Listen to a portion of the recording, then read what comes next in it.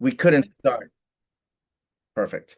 So, of course, I was muted, but thank you, Deshaun.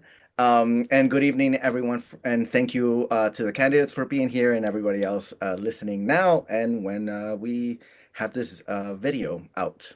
My name is Cesar Urnaga, Mr. U to the students in my class.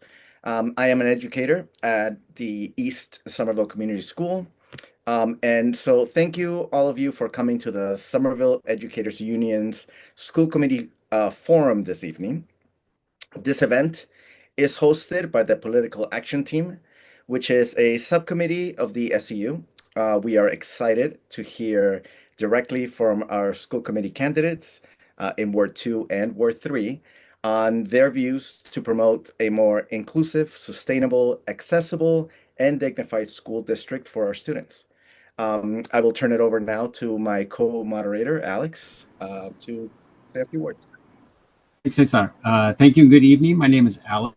I'm an educator at the Argenziano and the East. On behalf of the Political Action Team, I welcome candidates Liz Eldridge and Ilana Credit, candidates in Ward 2, and Michelle Lippens and Jesse Rady, candidates in 3. This Zoom webinar is recorded and we'll post it later to YouTube. I hope the questions and conversations tonight will serve as a valuable resource for voters, Somerville educators who will be taking a membership-wide endorsement vote next week. In addition to time for candidates opening and closing statements, the Political Action has prepared 7 questions. No one side of our team or the Somerville Educators Union Executive Board has seen these questions. Use a random list generator to assign the order of respondents for each question. So after I ask a question, I will let our candidates know in what order we're requesting their responses. Responses are timed, and candidates will know they have 10 seconds left when the timer holds up a piece of paper. Cesar? So, without any further ado, we invite all the candidates to give us a 90-second opening statement. So again, it's 90 seconds. And the order this time we will do Michelle, Ilana, Liz, and then Jesse. So 90 seconds, go ahead. Thank you. Hi. Good evening. Thank you so much to the SEU for hosting, and to my fellow candidates. I'm Michelle Lippens, and I'm a 20-year public school teacher in Cambridge, a proud union member, and a Somerville public school parent. I have 3 kids, one in elementary and middle at the Kennedy, back to school night tonight, and a freshman at the high school. 2 of my kids are neurodiverse, and so I deeply understand the joys and the challenges that come with navigating school systems to ensure every child gets what they need. I've served on school improvement councils at both the Capuano and the Kennedy, and in my current role as an instructional leader, I help write in school improvement plans grounded in data, equity, and best practices. I taught special education for 15 years before moving into my current role of an instructional math leader, and I've also worked as an adjunct professor at Lesley University, preparing the next generation of teachers. I'm an active union member and a past participant in the NEA Teacher Leadership Initiative because I believe educators' voices belong at the decision-making table. I'm running because I'm passionate about public education. I deeply care about listening to our community and advocating for all families, especially those navigating the complex process of getting services for their children. Our students deserve to feel safe, connected, and loved at school. That's the foundation of everything, and that's what I'll fight for on the school committee. So thank you.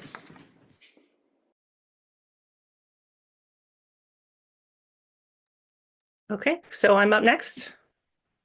Yes, you are. Okay. Good evening, and thank you all for taking the time to be here. I know this is a busy time of year for you. I'm Ilana Krepshin, the current Ward 2 School Committee member and chair of the school committee. I've been on the school committee for 6 years. During that time, I've collaborated closely with the SEU to sign 2 union contracts with exciting provisions, including dramatically increased paraprofessional pay and precedent-setting family leave benefits. I firmly believe that the job of the school committee is to support our teachers and staff in the shared goal of helping our students thrive. After all, a school with no teachers is just a building. This support includes things like competitive wages and benefits, but also increased time for professional development and common planning time, which I supported, and resources for new curriculum. I know that collaborating with teachers is the only way to improve student outcomes.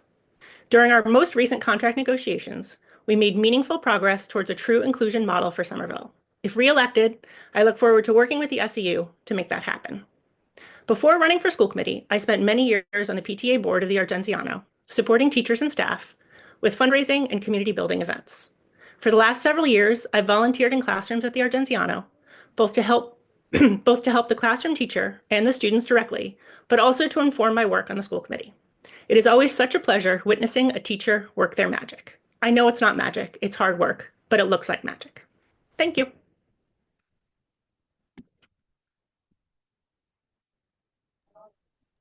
Thank you very much. Now, Liz, yes, go ahead. Awesome. Hi, everyone. Thank you to the SEU for having me, and for the educators logged in, thanks for joining me on a school night. I'm Liz Eldridge, and I'm running for Ward 2 School Committee because more than half of Somerville students aren't meeting grade level expectations. I'm a parent of 2 children with dyslexia, and navigating their challenges learning to read and write is what first propelled me into advocacy. That journey has shaped who I am and why I'm here today. I've been a fierce advocate for my own children, and I want to be an advocate for every student in Somerville by ensuring proactive policies that support our educators and improve outcomes. As chair of Somerville's Special Education Parent Advisory Council, I've worked to support the 1,070 students with IEPs and their families by elevating their voices and pushing for equity in our schools. Through fellowships with the Peace Studio and the Federation for Children with Special Needs, I've been trained to build bridges and pursue local and state policy change. I'm also an Emerge Massachusetts alum and an Emmy Award-winning producer in the Diversity, Equity, and Inclusion category. In short, I take this responsibility very seriously. I hold myself to high expectations, and I believe in doing the same for our leadership. Together, we can create schools where every student is supported, every educator has the resources they need. I believe Somerville schools can be a place where challenges are met with solutions. Thank you all so much, and I look forward to the conversation. Thank you. And Jesse.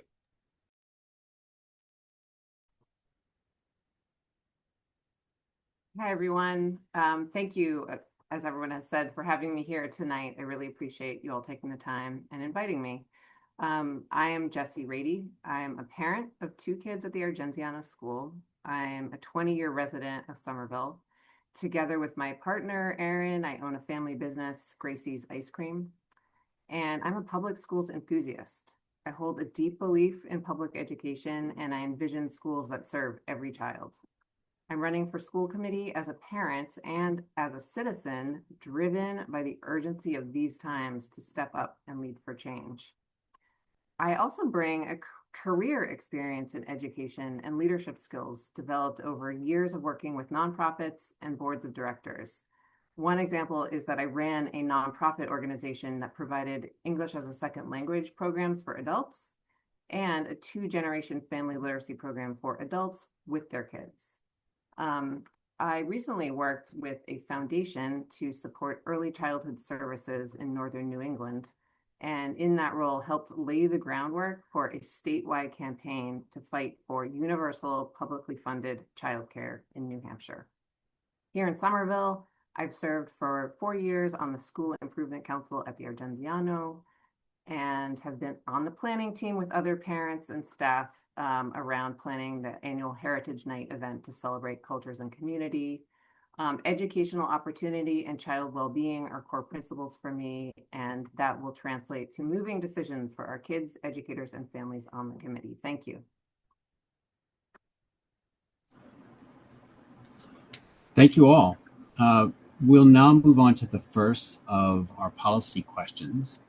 And the first is about police in schools. In 2023, the Somerville School Committee voted to remove school resource officers, or armed police, from all of its premises. Do you stand by this policy decision? Are there conditions under which you would revisit this policy and restore armed police in Somerville Public Schools? Candidates will have up to 75 seconds to respond, and we'll go in the following order: Ilana, then Jesse, then Michelle, then Liz. Alana, when you're ready. Okay, thank you for the question. As the only person here who is a current school committee member, I can tell you that I voted for that decision when we made the decision back in 2023. It was a long and community-driven process. Throughout that, I heard from tons of voices on all different sides of that position, and I didn't come to the decision lightly because I do think there are times and places where having extra support from the police can help. But at the end of the day, I do think it was the right decision.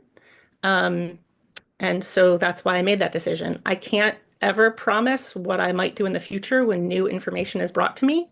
I would never do that about a lot of issues, just because, again, community-driven processes and hearing from lots of constituents, I will always hear what people have to say. But for the moment, I stand by that decision.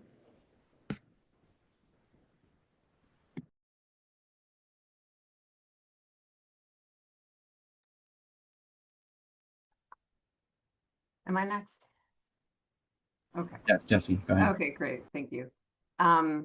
So I feel proud that Somerville has this innovative policing model, and recognize that it was a lot of hard work by the school committee, by SEU leadership and other community members to arrive at this decision and push it forward in a way that was, respectful. I do believe our kids are better off for it. And I would continue to advocate for this community focused model that really elevates, community-based staff. That I know there are community engagement specialists now working at the high school, who are focused very much on relationship building with school staff and students. And then the school liaison role at the police department. I think with any new policy, it is important to check in on its implementation to make sure partners are on the same page with how it's being implemented, and make tweaks to it as needed. And think the core reasons behind this policy are sound, and I would really work to uphold it.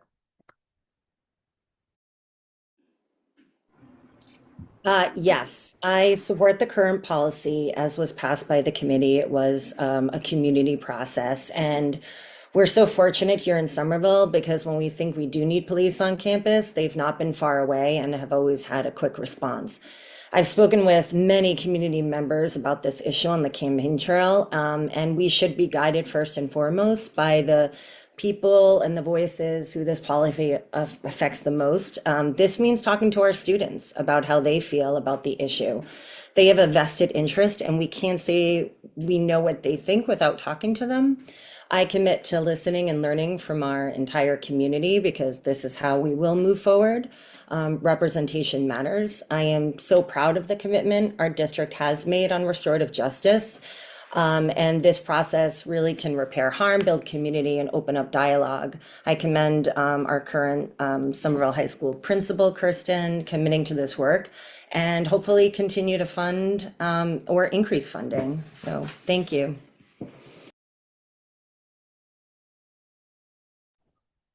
And I think I'm the last one, yeah. So I did talk with a lot of community members about this topic. It has come up many times, just like Michelle was mentioning. The current setup that we have of community engagement specialists seems to be working really well. The building of relationships with students and de-escalating situations seems to be effective. And therefore, to me, it seems like a policy that's working. Something that's important for me, especially though, is to make sure that these individuals have everything that they need to be successful in terms of resources, the correct amount of staffing. They play such a critical role in the social and emotional well-being of our students, and especially in the current times that we're navigating, that it's really important to me to make sure that they have everything they need and they have enough resources and enough staffing to cover all of our schools.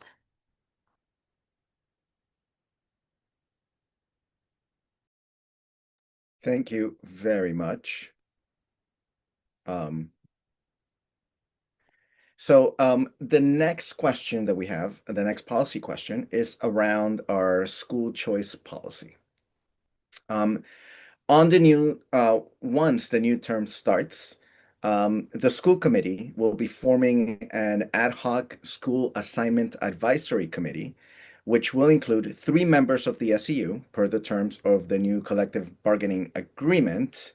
This advisory committee will engage in a comprehensive review of the current school choice policy and its impacts on school demographics, composition, and class size.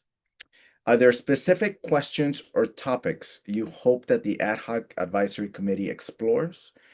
And what goals do you have for this ad hoc committee?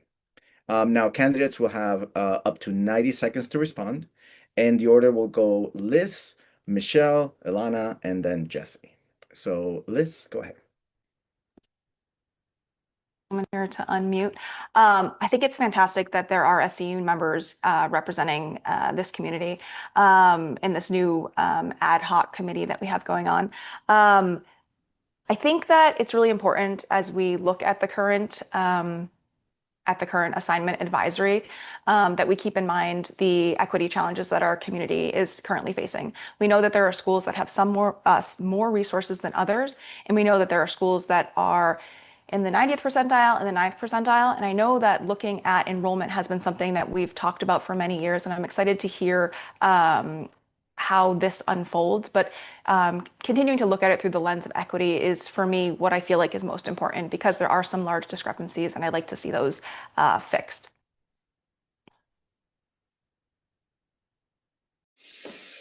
Yeah, I think I'm looking forward to actually listening and learning more from this committee. I'm really happy that this was part of your recent contract as part of the task force. So some of the questions I have to do around newcomers from our community, and how do we build authentic communities if we're asking families to make that choice without first kind of thinking about what situation they're in. I also want to acknowledge that there are equity challenges across our schools, especially with student to teacher ratios, chronic absenteeism, the percentage of high need students. So this definitely has to do to me with how we're thinking about funding our public schools, which are historically underfunded. And I think the also questions is what is the district and our mayor going to commit to in terms of funding whatever decision is made, because this is going to be a question that is going to come up, and our community as well needs to be part of it. So I look forward to being part of that decision making and conversation. Thank you. Okay, I'm up next. I will just say, first of all, that I enthusiastically voted for this recent contract, and this provision is one of the things that I was excited about it. This is a long time coming, and I know that sometimes it can be hard to get central office and the school committee on board doing things like these sort of big picture conversations, because there's so much day-to-day putting out of fires. So I really appreciate when we're sitting down at the table with the SEU talking about, like, okay, what are we doing here? So, I mean, to put it another way, like, the SEU forcing us to do this is not necessarily a bad thing. So I just want to say that. And then also, I would echo a little bit of what Liz and Michelle said in terms of how can we use this to start thinking about the equity issues that we have across our schools in terms of outcomes for students, and also thinking about families' perceptions of what different schools have to offer across our district. And then also talking to community members about what a community school means, where everyone lives in the neighborhood, versus schools that have people from across different neighborhoods of the city. And there's pros and cons to both, but just having a deep dive and looking at what all those different questions mean. And ultimately, hopefully coming up, with a policy that helps us reach those goals. Thank you.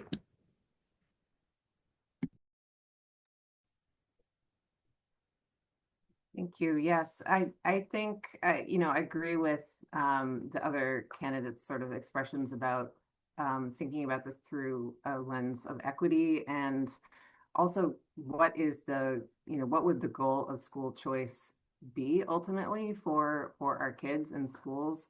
I've worked years ago in Boston public schools, and they have with their school choice policy, there ends up being so many challenges of transportation and and there's just so many logistical challenges to it. And I would want part of the conversation to be about, is there a path to thinking about neighborhood schools in a way that we can really direct resources to the ones that have the highest needs, both in terms of student population, highest needs in terms of having, too high teacher student ratios. Wait, is that right? Too, bad ratios, I guess, let's put it that way. And really think about sort of what the ultimate goal is. Like, what do we want the city and the education system in the city to look like?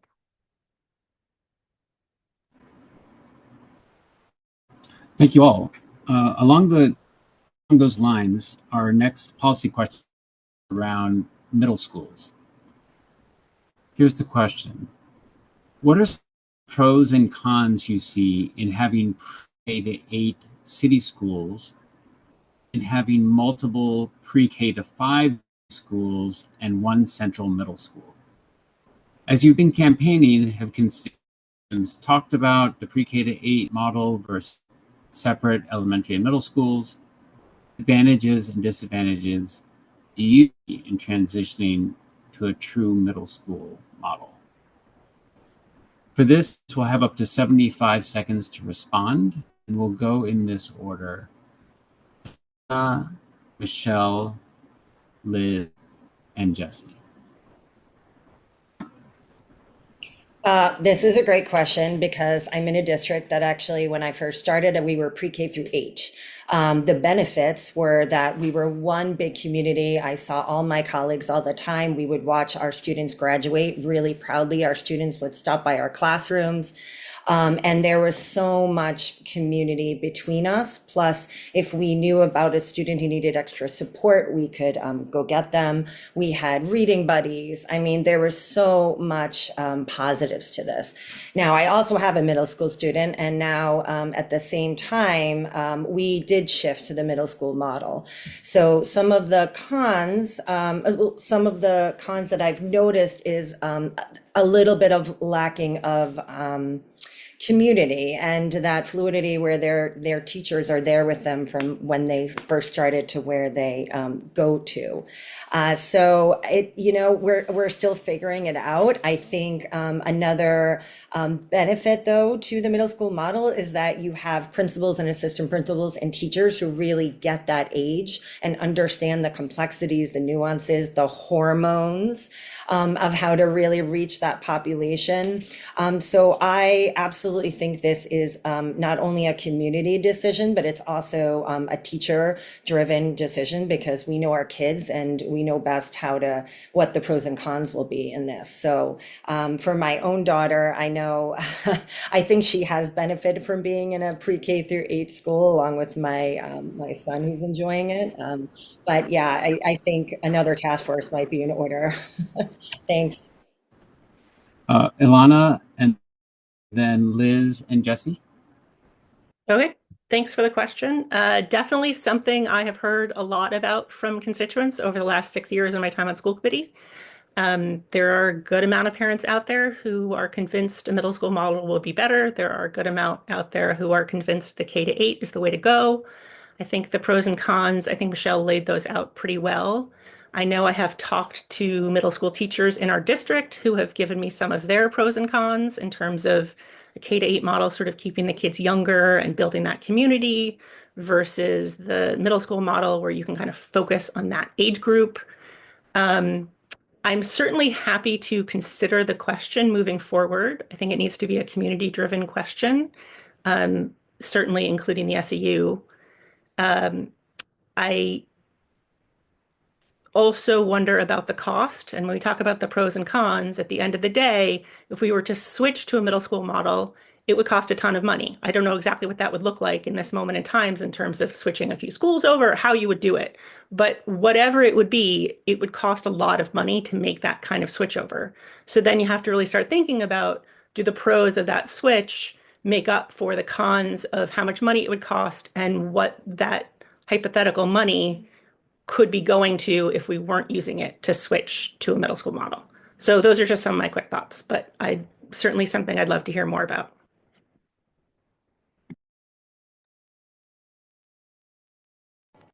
Whoop, I think it's me up next. Yes, this has been something that's come up more than once by community members. And they are asking me how we landed on this model. And I'm going to be completely honest with you, I don't know how we landed on this model. So if anyone has that information, I'd be interested in learning about it. I definitely echo seeing benefits to both and following through with what our community is interested in. I also would really like to learn from our educators that are servicing these ages. I don't service these ages, and I would like to understand the benefits of what a middle school model looks like versus a pre-K to 8, and I really would want to defer on their expertise on the matter. I'm going to be completely honest with you. So I'd want to see someone from the SEU in discussions regarding that. And I know this is also a facilities question, and the way it was posed to me was asking why not the new building being a middle school building and maybe reorganizing in that sense. And I do know that there are prices that go with that. There's a price tag along lines, but I do think that we should always consider and explore these ideas and that we shouldn't be making decisions barred by finance because I know we can be a really creative community as well. Um, but yeah.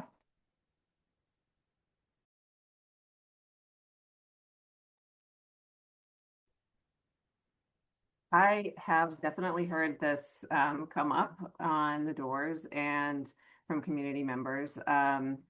This question about, which model and why. I think, again, we've covered a lot of the pros and cons. I think, the sort of social connectedness of a K-8 school where as kids get older and into the sort of middle school ages, feel like they're entering sort of like a leadership phase in their school career. And sometimes I think for some kids, actually, that works really well socially. And then for other kids, they seem to need to sort of break out of those sort of smaller social groups. Um, and at the same time, I know middle school socially can also be a very challenging and awkward time. I've talked to folks in other school districts where their kids entering sixth grade and have school refusal all of a sudden, and it can be a very scary transition at that age. In terms of the sort of academics and program offerings, I definitely see benefits too. Oh, whoops, I'm running out of time. But the scale of middle school being able to sort of expand the possibilities of academic offerings and other other elective offerings. I think Thank you, everyone, for those answers. Our fourth question is about putting values into practice. Everyone here tonight has spoken or written about equity, inclusion, and increasing learning opportunities in Somerville Public Schools. The Somerville Educators Union shares those same guiding principles. What is a specific policy or practice you would advocate for on the school committee that advances those values? And how would you go about advocating for this change? Candidates are going to have up to 90 seconds to respond. The order will be Jesse, Michelle, Alana, and then Liz.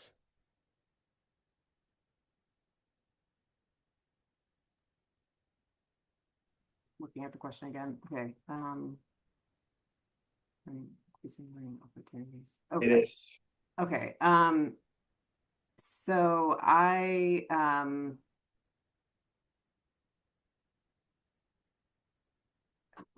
policy that I would work on and consider thinking about with regards to equity is really looking at the equity or sort of the inequities across schools and school by school. I think that they're, much in the way that educators use a tiered system for learning and behavior management. I think that there would be a way to look at tiered supports for our schools, our each school, and thinking about the schools that do have sort of the higher needs student populations and just directing more funding to those schools, funding, but also really thinking about sort of the staffing levels that are needed in those schools to create conditions for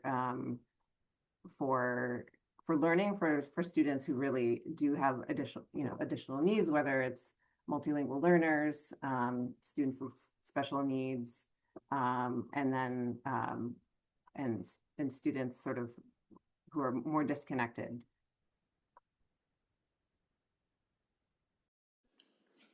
So I, as 15 years of special education, and once a special educator, always a special educator, inclusion is a value I hold really deeply. And I know like what it looks like when it's done well. And so I really support the district phase approach with the inclusion model. And I think this would be something I'm most interested in centering a policy around that.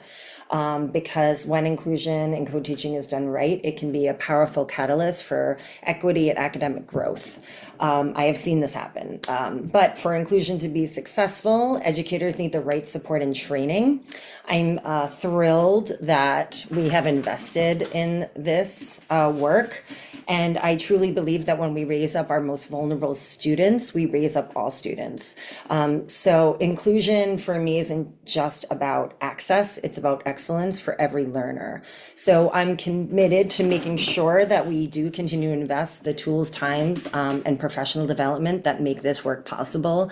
I also commit to creating a policy that focuses on inclusion and equity, because equity doesn't always mean that every school gets the same thing. It means that every school gets what it needs to help students thrive.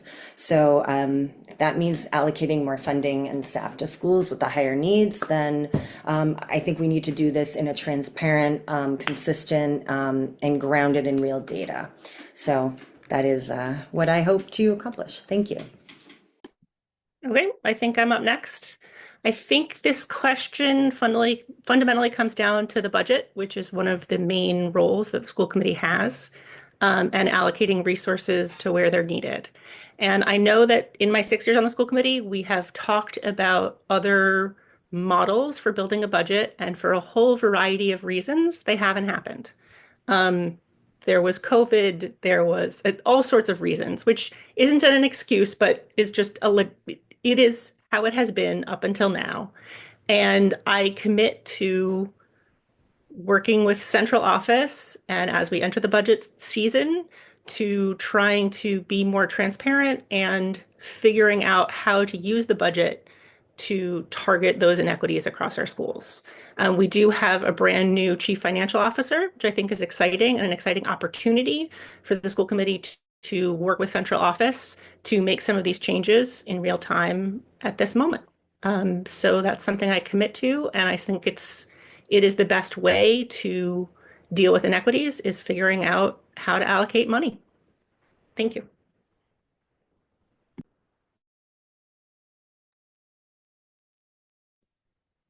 I'm really glad you asked this question because it is incredibly important to me. Uh, I would like to see a more proactive and preventative model in the works. I would like to see us identifying students early and providing targeted intervention early as well, effective targeted intervention. Right now, more than half of Somerville students aren't meeting grade level expectations. When you look at our most historically marginalized students, those numbers jump up even higher. For instance, our children on IEPs, about 90% of them aren't meeting grade level expectations.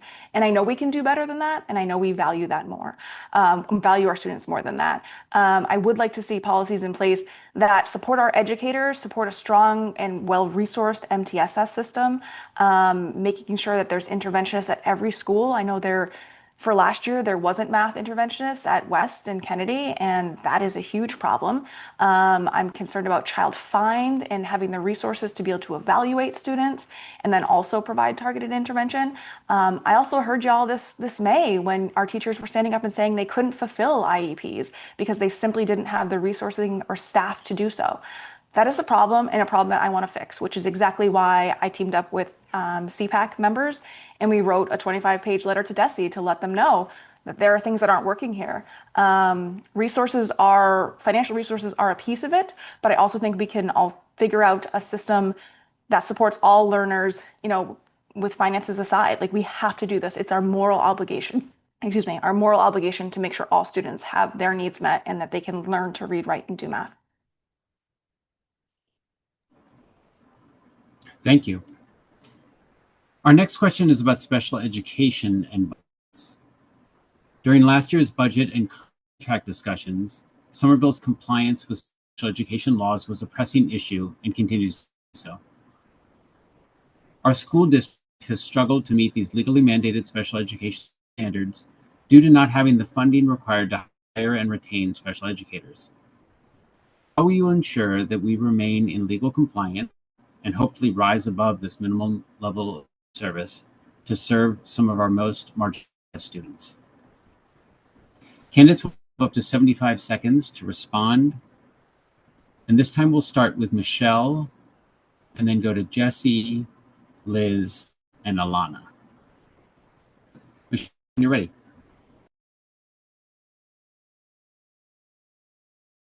Sorry, I'm just reading the question. Not having the funding required to hire. Yeah. So schools are historically and have been historically underfunded, and I will work with whoever, the mayor, the city council, to ensure that we have a 10% increase in budget, because we know that funding matters, right? We can't just fill seats that we can't pay for. Special education is near and dear to my heart, and we do have a legal obligation, especially when kids are missing compensatory services. So what does this look like? Well, we need to make budgetary decisions that ensure our special educators' caseloads are not maxed out, that we have enough special educators to fulfill the needs of our students, and we have a robust system for early identification, investing in early childhood, so that we don't have so many students entering special education, which could have been prevented. So early intervention changes the trajectory of lives.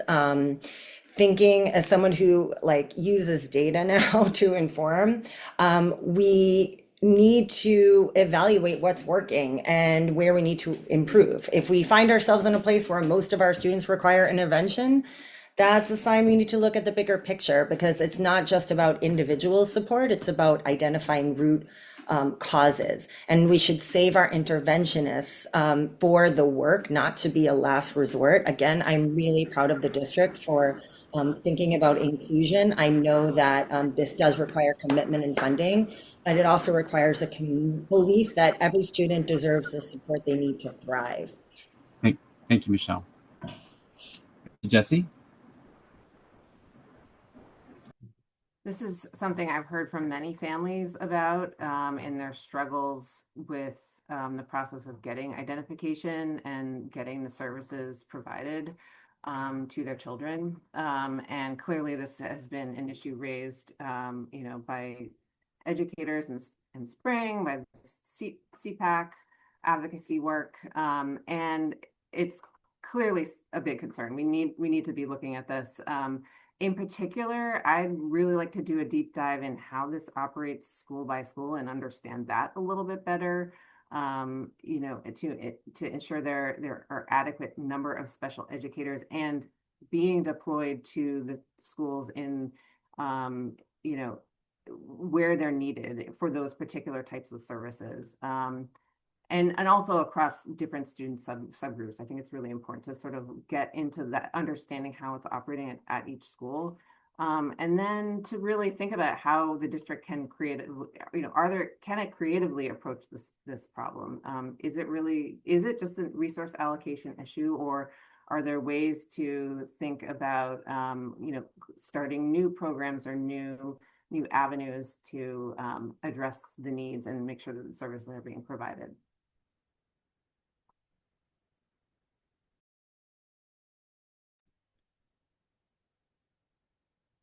I can assure you, you've got a strong ally in me with this one. Families should not have to fight for services. An IEP is a legally binding contract between a family and the district. This is teachers aside. We need to have the proper staffing to make sure all children get their IEP services if that's what they need. We also need to make sure that there's proper interventionists at all schools, which we learned last year through CPAC that there isn't math interventionists at West and Kennedy, as I mentioned earlier, but that also means that there isn't math screening going on. That's a huge problem. We need to be identifying students that need support early. I understand that hiring and training educators is a financial piece of it, but because it is required by law, you need to have the educators, and you need to ensure that children are getting their services. I assure you that this is a topic that I'm very passionate about, and I have been passionate about for a very long time. So you would have an ally in me ensuring that our children's IEPs are always fulfilled and all of our students' needs are met on that front. It's unfortunate to hear from so many teachers, but then also families, that that's not always the case here. And I definitely will work hard to change that. Okay, I think it is my turn. I'm going to lean back and bring this back to collaborating with the SEU. The contract that we just signed at the end of this past year raised educator benefits, I want to say approximately 12% over 3 years. And my hope, I haven't seen the numbers for this year yet, but my hope is that that has really helped us fill vacancies in our special education department. And I think that's huge and exciting. Also coming out of that contract negotiation is I'm not sure if working group is the right word here, but I know that an inclusion model is really important to the SEU, and I know that came out of the contract, and I know that our special education director has new ideas. I am not a special education expert myself, but I am here to listen to the experts, and in my mind, that is our educators who are right here and our special education department. And so I look forward to seeing where those collaborations go. And again, my hope is that increased wages will help us fill some of these vacancies that I know have been unfilled in the past. So thank you. Thank you, everyone. Now, our next question is about academic freedom, which was a topic in also part of the negotiations. So in recent years, we have seen people and entities outside of Somerville Public Schools inquire about and push back against individual educators and departments' history curriculum. If this happens again in the future, how would you personally respond? And how do you think the school committee, as a legislative body, should approach the topic of academic freedom? Candidates will have 75 seconds to respond. This time, the order will be Alana, then Liz, Jesse, and Michelle. All right. Thank you for the question. Academic freedom, I know, has been important to the school committee and to the SEU, and I know it's been a topic in several of the recent negotiations. Certainly, I stand firmly with academic freedom for our educators, and would continue to do so. As far as a specific policy, I'm not sure that I have an answer, but I'd love to hear more about if there's something that our educators are thinking of as a policy that they think the school committee could do to help that. I'd be all ears, but I don't have anything in mind personally. Thank you.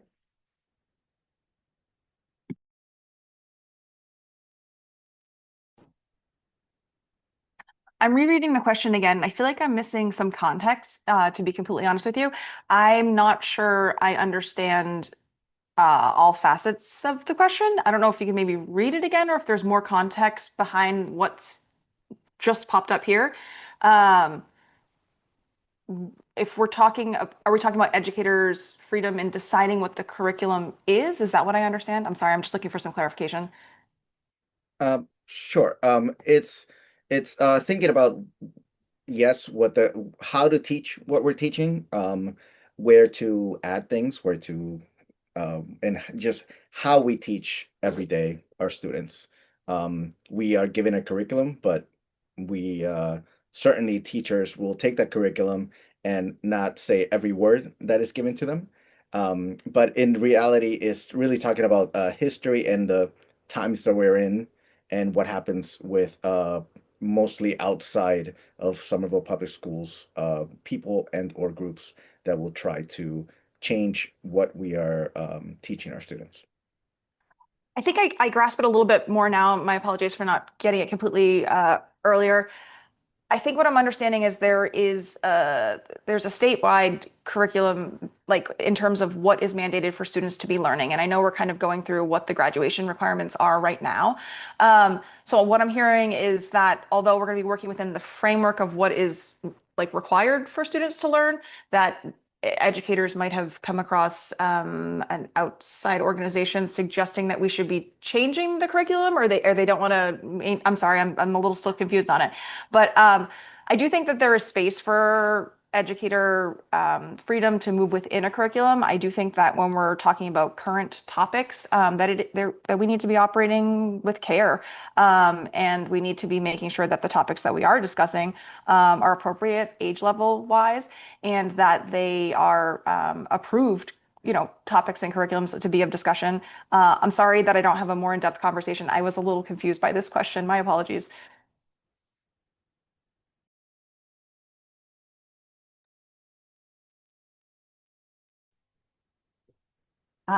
So I was working in New Hampshire and specifically with the ACLU of New Hampshire when the divisive concepts law was passed in that state, when there was sort of a wave of them being passed across the country. And the ACLU at the time was then having to work with teachers and educators to help them understand what their rights were in the wake of this law, and because it was creating sort of just this like climate of fear in schools, and teachers feeling like they were going to be called out upon because of violating this law. I guess what this is all to say that I'm very wary of policy and legislation that constrains curriculum choices by educators, and I think it's actually very dangerous, especially in this time, because we have seen a lot of control being by state actors, I guess, and national actors trying to limit essentially academic freedom. So I would be, again, very interested in hearing from you all, like how that could lead to a policy direction on the school committee. Can you hear me? Sorry. Yes, this question to me feels like is not just about history. It also feels like this is about teaching with integrity and not fidelity. Teachers know their students, they know their strengths, they know their challenges, and they should absolutely have the freedom to teach the way that students learn because they are the experts in the room. And it's important to provide that space for thoughtful dialogue and discussions inside the classrooms. But educators can only do that with academic freedom. I do feel like I want to stand with our SEU, learn more, and listen to learn. But yeah, as an educator myself, we're in a third year of a new curriculum, and I tell teachers all the time, we are not teaching a scripted curriculum. That's just guidance of what has been done before and what might work, but without that freedom and creativity, we will not reach all students. So that's what I think. Thank you. So because we had a little bit of a misunderstanding and I spoke a little bit, I think we can give Ilana 30 seconds if you wanted to add anything to your answer that you had given originally. I appreciate the offer. It was very interesting for me to hear from my other candidates on here on their thoughts. But really, I think in particular, I would just echo what Michelle was talking about teachers in the room being the ones who know their students. And so I understand that we have a need for a curriculum so that we can make sure that every student is learning the same things by the time they leave Somerville Public Schools. But I also feel like how that happens and a lot of the decisions in the moment really need to be left up to the teachers because they're the ones who know their students. So thank you for the opportunity to add a few more thoughts. Thank you all. Our final policy of the evening is about labor rights. Why the Somerville City Council passed a resolution without any objection in support of restoring some sector unions' right to strike in Massachusetts. If a school committee member brought a similar resolution to the body, would you support? Why or why not? If yes, would you bring the motion yourself? For this question, candidates will have up to 60 seconds to respond. And we'll start with Liz, and then Jesse, Michelle, and Alana. Liz, when you're ready. Thank you. I'm just rereading the question. It just popped up. I don't know if there's a delay. I do support unions' right to strike. I know that there's implications that come when our educators strike. I would hope that we could have good conversations and get close to a resolution that we could avoid strikes, because I know there's a large implication on all of our students when a strike happens, including our most vulnerable students. But I do recognize the power and the need for unions to strike, and I fully support unions. So I do think that's you're right. So I don't know if I would necessarily bring the resolution forward. I think that I would hope that we could negotiate in such a way that we wouldn't have to strike, but I realize that that's always an option on the table.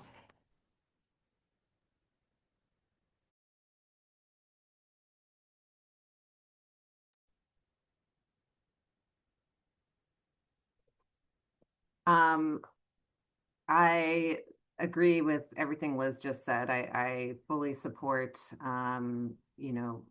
unions. I'm very pro-union, and I think that the right to strike is a key element of how a union protects the rights of its members. And I think that, again, yes, if it did come up, I would support that right. And I would have to think about whether I'd bring the motion. I don't know. It's not something I'd ever considered before, but I'd be interested in talking more about that. Yes, I'm a union member, and believe me when we tell you, like, teachers don't want to strike. We don't want to miss time with our students. We only get so much time in a day, and yet we're the ones that advocate for our kids day in, day out, and we want to preserve the right to strike because when things don't make sense, it is we have to preserve that right. I also absolutely support collective bargaining rights for educators. I've consistently advocated for our voices to be heard on the school committee. I would, if elected, I'd collaborate and partner with the SEU to ensure educators are empowered to raise their concerns, so strikes are hopefully not necessary. And they need to help shape decisions that directly benefit our students and their families. So I'm a big believer in relationships. I think it's the relationship that saves. I tell everybody my principal has it tattooed here. And so I know that a strong relationship between the SEU and the school committee, strong relationships between our families and our schools, our students and our teachers, strong relationships between community partners is going to be essential. So thank you for the discussion. Okay, I guess it is my turn. Very interesting question that I had not thought about. Certainly, I think we've had productive relationships with our union, and so I'm excited about that. I don't feel like we've come close to a strike in our district, but I understand that that is not your question. You are asking us if we would support a resolution to encourage the state to allow public sector's unions to strike. I am torn, partially because I recognize how fundamental schools are to our functioning society, and I recognize how difficult it is for communities when there are strikes. But I also understand that sometimes a strike is the only way to make your point, or one's point, in a union negotiation. So I'm a little bit torn about it. Um, if it were brought to me, I certainly would consider voting for it. I'm not sure that I would bring the resolution, primarily because my understanding of state politics is that the state is nowhere near advocating for this. So it feels like a no-win situation to bring this up locally when it isn't something the state is likely to support anytime soon. But again, until something comes to me, I will always consider anything that has come in front of me. So I really don't know. Thank you. Thank you. Well, thank you everyone for your responses. That brings us to the end of the prepared questions. So at this time, we invite all the candidates to give a 75-second closing statement. And the order will be Liz, Michelle, Jesse, and Alana. So Liz, when you are ready. Thanks. Thanks so much to the SU for hosting this forum. I want to end on this note. I was recently accepted into the Barbara Popper Family Leadership Institute through the Federation for Children with Special Needs. When looking at who Miss Popper was, there was a quote that stood out. She explained that parents call her because their instincts say to persist, to be tenacious, but they are met with policies, programs, and attitudes that confound and block them. What parents and educators need is affirmation that their instincts are good and that they can trust those instincts as they work within the system. As a parent, I trust those instincts, and they tell me that the system is not working for all students, especially our most vulnerable learners here in Somerville. But it's not just me. When you, our Somerville educators, bravely shared your heartbreaking stories last May, it also confirmed this. The data from MCAS, iReady, Dibbles confirm this as well. The parents I've spoken with and advocated alongside through CPAC also confirm this. And community members I've met also confirm this. If the current system does not work for everyone, then we need to address it head on. What you're getting with me is someone who is passionate and knows how to advocate and push for policies that prioritize students that are being left behind. So I say, let's do this together. Let's build schools that work for all students and educators. I'm Liz Eldridge, and I humbly ask for your endorsement for Ward 2 School Committee.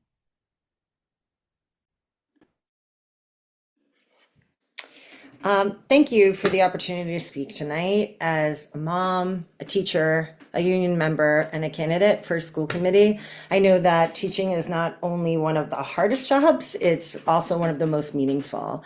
And I believe the people doing this work every day should be trusted, valued, and heard.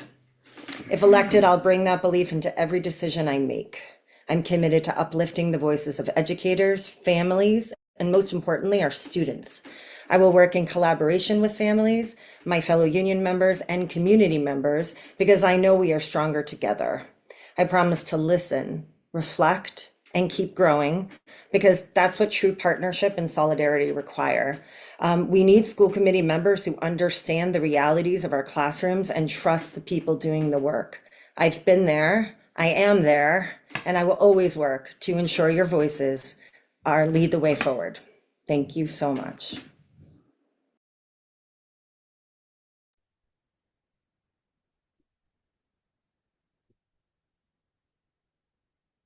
I love the public schools and their promise for our kids and community. I am an engaged parent. I'm serving on the School Improvement Council, and I want to see growth for all kids. My family and our family business is rooted in this community and has supported schools across the city. I myself have worked across the education spectrum from early childhood education to adult ESL education. And I see how much joy and dedication educators bring into their classroom. I recognize every day is a marathon for you. Educational opportunity and child well-being are core principles for me, and my knowledge and skills will translate into moving decisions collaboratively for our kids, for educators, and for families on the school committee. I look forward to a strong and fruitful partnership, and I thank you so much for having me on tonight. Okay. My turn.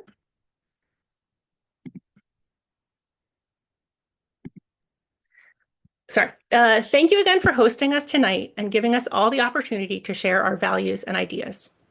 If re-elected, I bring my years of experience in this role, which will be especially important as Somerville will have a new mayor and several new school committee members. I've built strong relationships with district staff and SEU leadership, and if re-elected, I look forward to being able to leverage those relationships to improve student outcomes. I don't always love the politics part of this job, but I genuinely love trying to help. The next 2 years will be tough. I don't want to sugarcoat it, given the current federal administration, as well as slowing revenues for the city of Somerville. But if reelected, I commit to fighting for resources and working with you to make the Somerville Public Schools a welcoming place for all members of our school community to thrive. So again, thank you all for being here tonight.